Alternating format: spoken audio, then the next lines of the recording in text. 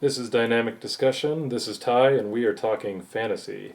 But not Final Fantasy, Fantasy Island, or even that weird fantasy that you have that you're afraid to tell other people because you think it's weird and they'll look at you in a weird way. When it probably isn't weird, you should probably just spit it out. But we're talking about football, fantasy, sleepers. Not who you'd sleep with, but who you're sleeping on. I think I got the wrong list then. We're going to lower our shoulders and we are going to go straight ahead into wide receivers and tight ends, starting with the widest of receivers. Obviously, these are receivers not in your top 3 or top 5, but these are guys that you could look for in the mid to late rounds of your draft. My first guy is Jordan Matthews from the Philadelphia Eagles. He's a solid young receiver and a very good red zone target. In his first 3 years, he caught 16 touchdown passes, 8 in each season. 11 of those touchdowns came within the red zone, so he provides definite value. He'll be seen in packages both on the outside and from the slot receiver this season. But at 6'5", he's a massive red zone target for the Eagles and should turn out a good amount of points for someone that can be drafted in the middle rounds of your draft. Another guy for me is Jarvis Landry from the Miami Dolphins. He's a guy that I think will develop into a model of consistency for the Dolphins through at least the first several years of his career. This year he enters the third year of his career as the number 1 receiver and a favorite target of Ryan Tannehill.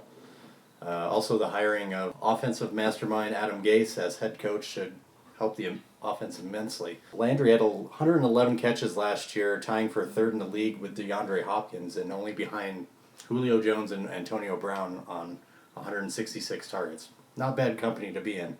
But his value could be slightly hindered by the progression of number 2 receiver Devontae Parker, but I see a pretty good fantasy year for Landry. He'll be a very effective number 2 option on your fantasy team if you can get him.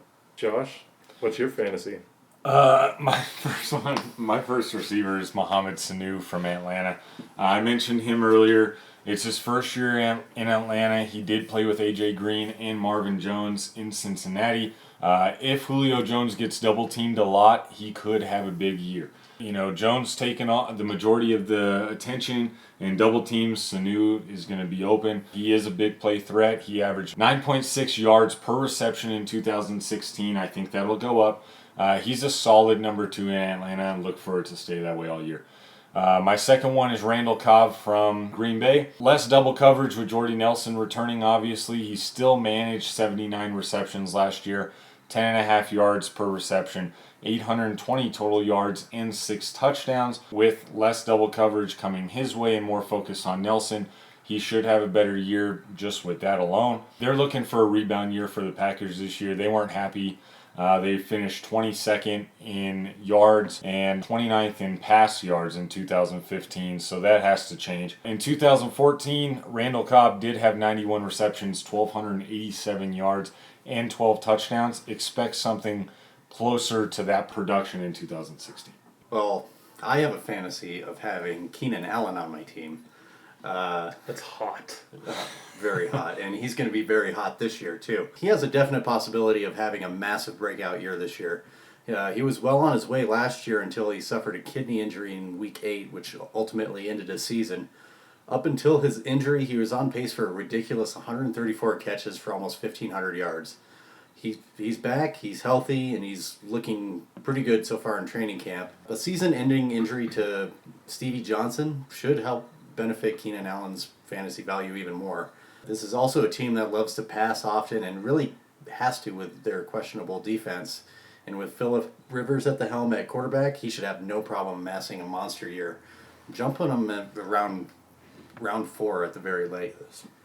My last guy that I want to talk about, he's a deep sleeper, and I don't blame anyone for passing on him, but I'm going to go with Josh Gordon. So many people are scared of him in fantasy leagues that I've even seen him go undrafted in some of the free leagues, say on ESPN. Yes, he's looking at missing the first 4 games of the regular season as he's suspended. However, he's an incredibly gifted receiver no matter who's throwing him the ball. The fact that so many people avoid him basically makes him a low-risk, high-reward type of player who can still be seen in the available draft pools late in drafts. Stash him on your bench till he gets back on the field, even if your wide receiver position's already set. You could be looking at some trade bait. At worst, somewhere on your roster if his production explodes. Could be a ton of value here late in drafts. I'd definitely target him. You're telling me he's more than a sleeper pick, he's more of a coma pick. Absolutely. The third wide receiver on my list, Randy, you and I talked about this last night, for you actually looking to pick him up, and I might go behind your back and do that actually. Torrey Smith from the 49ers, he's a big play threat. We already know that. He was huge in Baltimore. 17.3 yards per reception in his career, which is awesome. Could be a number one receiver in San Francisco, in my opinion. They don't have a lot of weapons there, which is what is positive, actually, for Torrey Smith. He averages 53.2 yards per game in his career, which is also great. Averages almost 7 touchdowns through his first 5 seasons in the league. Look for him to be a solid pick for a third wide receiver or a flex position. My fourth and last wide receiver on the list is Terrence Williams from the Cowboys. He had a good 2015, 52 receptions, 840 yards, 16.2 yards per reception, and only 3 touchdowns. A lot of his production, in my opinion, is going to depend on the health of Dez Bryant. He had some issues last year. He's getting paid all this money. He's already had issues in preseason, so we're going to see. But regardless, I think Terrence Williams could be a solid number 2 wide receiver on a fantasy team. Or a solid number 3 wide receiver on a fantasy team, solid number 2 for the Cowboys. A lot of attention is going to be on Dez Bryant. We're going to see how he reacts to that. An offense who was first in points scored in 2015. He was second in targets to only Jason Witten in 2015. And Terrence Williams had 8 touchdowns in 2014, which was behind only Dez Bryant with 16.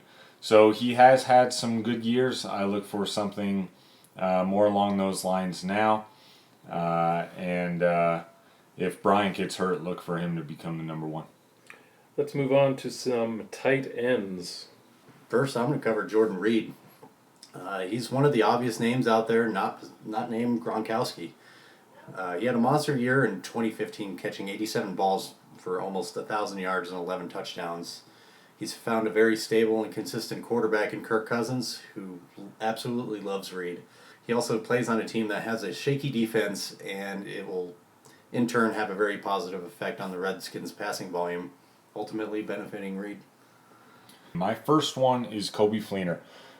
He came over from Indianapolis this year. He's playing with the Saints.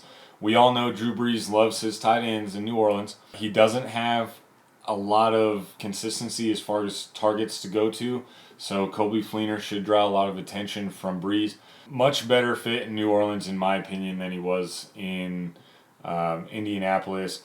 3 out of the last 4 years, the Saints tight end has led the team in yards. Of course, those 3 years were Jimmy Graham, so I'm not saying that Coby Fleener is Jimmy Graham, because he isn't, but the Saints brought him in to, in my opinion, make the tight end prominent again, which they were missing last year, I think.